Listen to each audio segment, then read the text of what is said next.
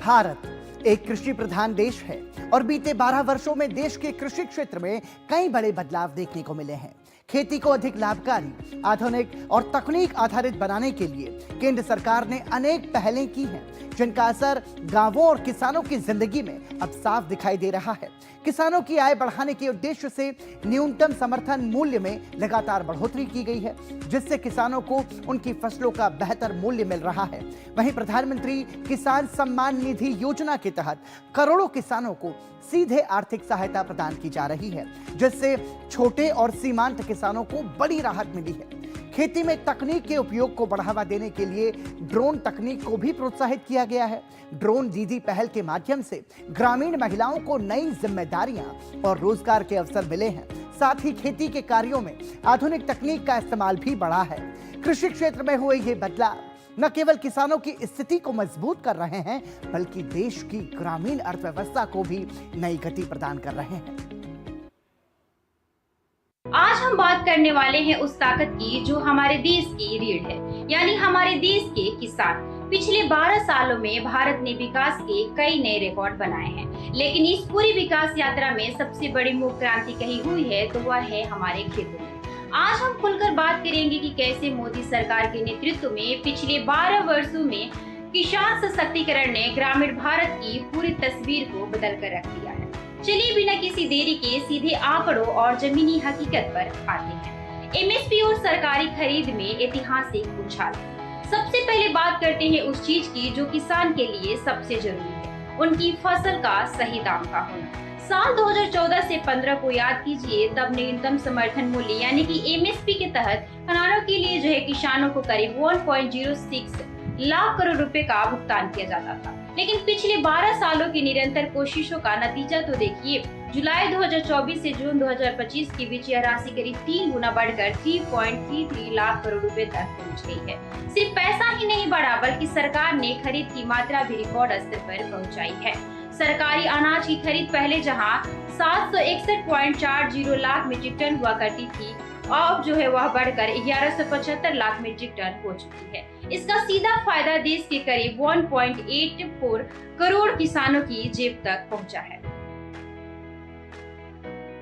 गेहूं और धान के किसानों की चांदी। अब जरा गेहूं और धान की फसलों को अलग अलग फ्रेम में देखते हैं। गेहूं की बात करें तो साल 2013 से 14 में गेहूं का एमएसपी सिर्फ 1400 रुपए प्रति क्विंटल था। आज यानी कि 2024 से 25 में यह बढ़कर 2425 रुपए प्रति क्विंटल हो चुका है।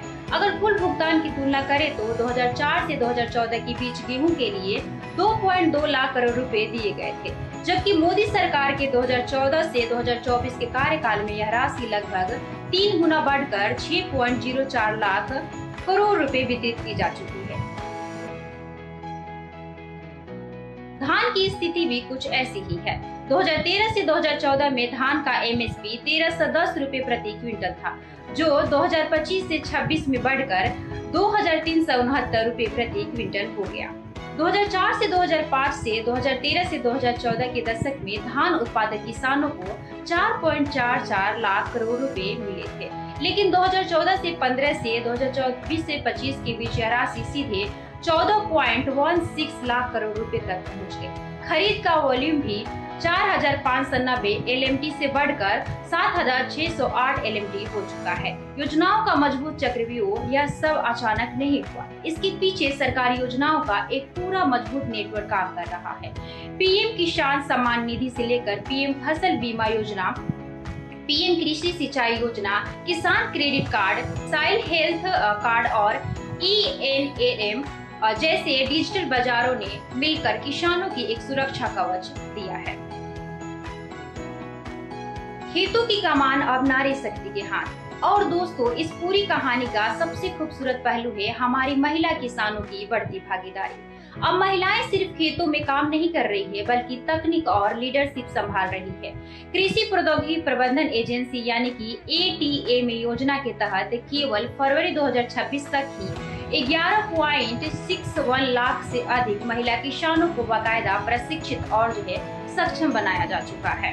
यही नहीं, नमो ड्रोन दीदी और कृषि अवसंरचना कोष जैसी आधुनिक योजनाओं की मदद से तकनीक का हमारी ग्रामीण महिलाओं के हाथों में है।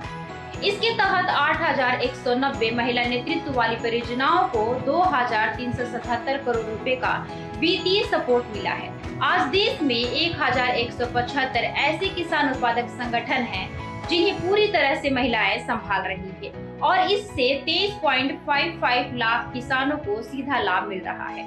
तो दोस्तों, यह है पिछले 12 वर्षों में बदलते भारत के कृषि क्षेत्र की एक जीती जागती तस्वीर, जहां हमारा अन्नदाता अब आत्मनिर्भर और